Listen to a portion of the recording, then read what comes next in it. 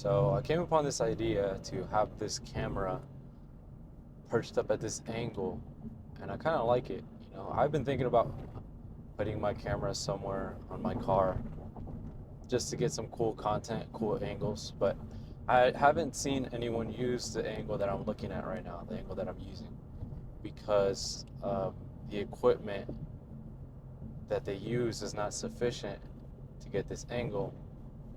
And I found the perfect solution, perfect equipment for this angle.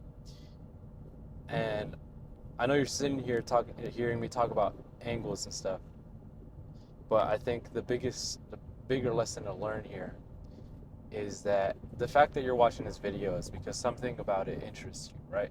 You may have never seen this angle portrayed online, um, and it's kind of interesting to look at, right? Somebody talking while they're driving, and it's just an unknown, unseen angle. And from what I learned in my 7+ years in social media marketing and doing business online, is that oftentimes the way that you stand out is not always by spending so much money on marketing and just balling out, renting places, shooting stuff that looks cool. Oftentimes it's found in your innovation and your creativity. What do you do different from the next person? What makes you stand out? It could be the slightest detail that's so significant that makes you stand apart from the other people that are doing the same thing you're doing. I've seen a million people film car videos, and they're like, they got the camera on their rear view mirror in the middle, or outside on the back, on the what something everyone does is they put the 360 camera and then they stick it on the back of their car, right? And then they drive around and they get clips. And it's a cool shot, but everyone does it. I see everyone do it, especially if you have a decent car, it just looks cool. But eventually that kind of content just died out, and then no one really wanted to watch it anymore because they've seen so much of it, right? And so it's all about innovating and changing things and making the unknown known, right? The things that no one does, do them, even if they seem impossible. Realistically, I spent like an hour or two researching car angles so I can get like a cool angle. And then I thought about this angle and no one had it. And I was like, hey, like, why has no one hit that? And then I realized because the equipment is not sufficient, but it's because everyone's using the same equipment. So I had to buy a different type of equipment that was a lot cheaper and just be creative with it, right? And I had to hope that the equipment fit, and it did. And so I'm gonna just stop talking about equipment and angles. I'm a content creator, so I like to explain the things I do and why I do them. But ultimately, it's to stand apart. And the reason why I'm filming this video talking right now is because I wanted something to capture, or I wanted a way where I can talk, not bore people, and at the same time give people value, right? So I'm a yapper naturally. If you were in the car with me, you'd be hearing me yap all day. And so that's just what I do. I like to talk. So I'm sitting here now, I'm talking to you, but you know, I'm going somewhere, right? I have to basically run a bunch of errands. So it's not like I'm just doing it for fun, although I am. Like, I'm getting stuff done as I'm on my way to my destination, which is productive in my eyes. And so there's a lot to talk about, but ultimately, I just wanted to start this video off and let you guys know why I'm doing this and why I'm going to produce probably a bunch of videos like this. And hopefully it takes off. People like this type of stuff, where things they've never seen before, or like, just, yeah, just unknown content, unknown themes and concepts. And I know there's much more I can tap into. Like, I have a mind that generates ideas like crazy. Honestly, I'm at a lack of time. That's what I am. And I realize that I don't have a lot of time. A lot of my time is taken up. Most of it's taken up. And the time that's not taken up, I spend with my family and friends because I want to enjoy life. I work a lot, and that's like most of our lives, right? We work so much that we don't even get to enjoy the fruits of our labor sometimes. And we don't get to enjoy the things that really matter, like the people in your life. Um, you know, just love friends, family, spending quality time with them, building relationships, like all that. That's more important than I think the money and the things that you build here on earth. Because at the end of the day, it's all going to be gone. One day it's all going to be gone. You're going to lose all of it. And the only thing that really matters is, did you love people? Did you leave an impact on them? Could they go to your funeral and think, wow, like all the memories I had with that person, I'm gonna cherish because they showed me love. They cared for me. They inspired me. All these positive things. And people aren't thinking, wow, that person made a lot of money. Maybe some people, but ultimately what stays with you the most is, how did that person impact my life? How did they affect me in my walk? What imprint have they left in my life? And so I think that's ultimately the most important thing we all need to look at every day. Every day could be our last. And so if you don't cherish every moment, you're a fool. And I'll be honest, sometimes I'm a fool. Sometimes I take everything for granted and I think that this is going to last forever. But it's not. There's only a finite number of times that you're going to, you know, kiss your mother or hug your mother or talk to her or your father or your brother or your sister, all of them. There's only a finite number of times, whether it be you die or they die. There's a finite number of times that you talk to them and interact with them.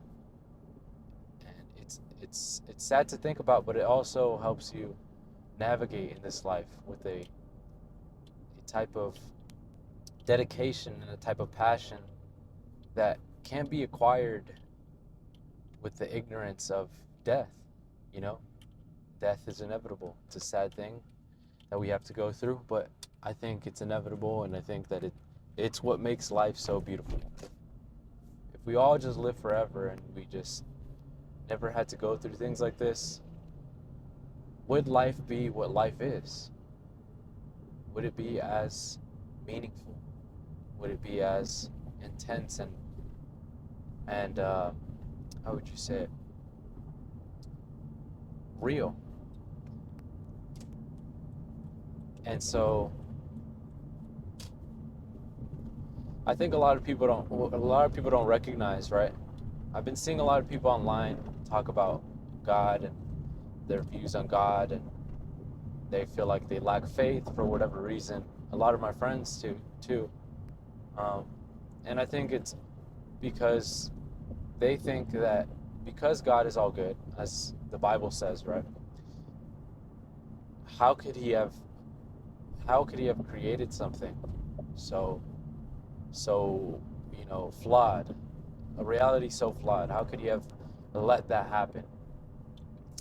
And I'll be honest, the fullness of the answer, I may not know. I don't think I do know. I don't think anyone really knows.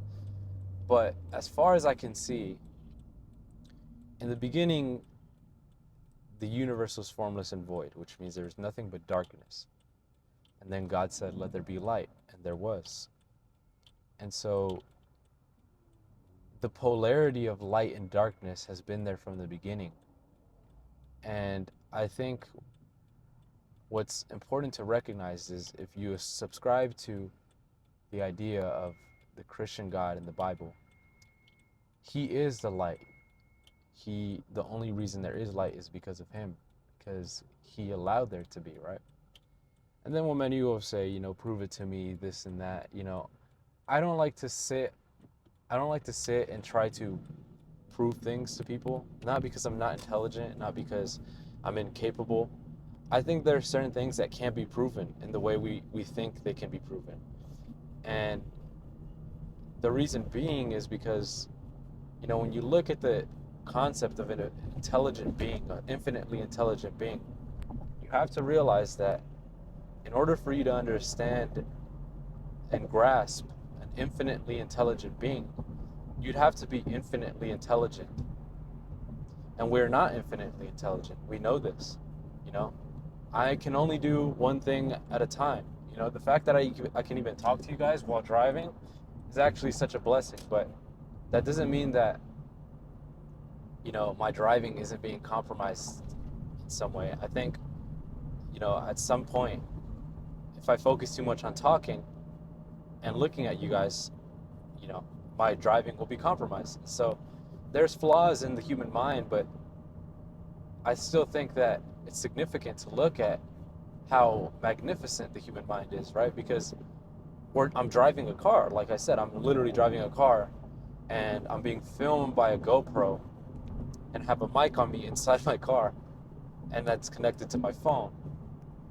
And this is all being documented, right? The light is being captured into a moment and turned into, translated into a digital format that can be stored in an electrical device. To me, that's magnificent, right? And what it shows to me is that humans are creators naturally. We naturally create things, right? It's just what we do. It's just who we are. We're creators. And every animal in the animal kingdom has its purpose. Our purpose is to create. That is why we have the things we have. You know, that is why we have the buildings we have, the infrastructure, the government, civilization as a whole. That is why, because we are creators. And so the Bible also says we are made in the image of God. We're made in the image of a creator. And I don't think it's that far off to say we are made in the image of a creator. Because if you look at the evidence, if you were to ask me to prove it to you, you know, you look at the evidence, what are we? Yes, we're animals, whatever. We're human beings that have flaws. But ultimately, what are we? Compared to every other species, what are we? We are creators. We create things. That's what we do. We communicate through words. No other animal in the animal kingdom can communicate through words besides maybe a parrot.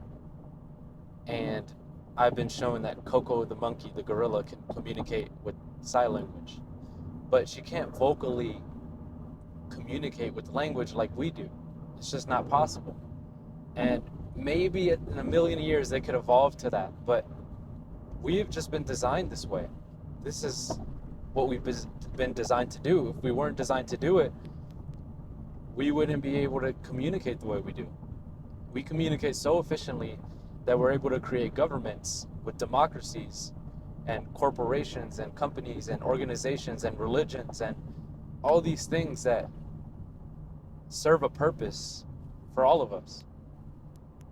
And to think that that's just the result of a chaotic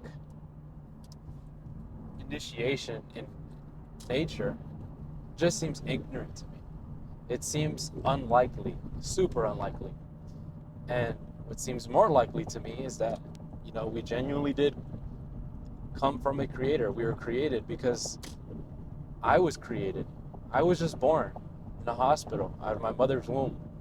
Who created my mother? Who created my grandfather?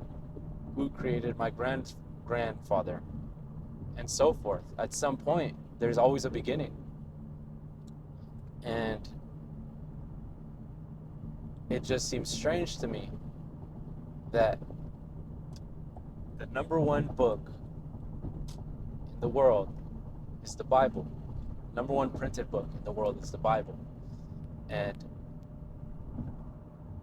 it communicates these questions, these philosophical questions, so efficiently, so much so that the majority of human civilization has subscribed to it for more than 2,000 years. And across various cultures, across various languages, we all understand the fundamental story of Jesus Christ and Yahweh, the God of the Jews, the same God. We all understand that story for the most part. Maybe not to its fullness, because to understand God's fullness, we'd have to be infinitely intelligent. But we understand the fundamental story, and the fundamental story has allowed our society to progress after Jesus Christ to where we are now. And to me, that's magnificent. And I think the fact that I can share this with you right now is also magnificent. So I'm going to continue to make videos like this because I believe that it's important to communicate. Even if I lack time, I can at least talk to you guys while I'm driving. So thanks for watching.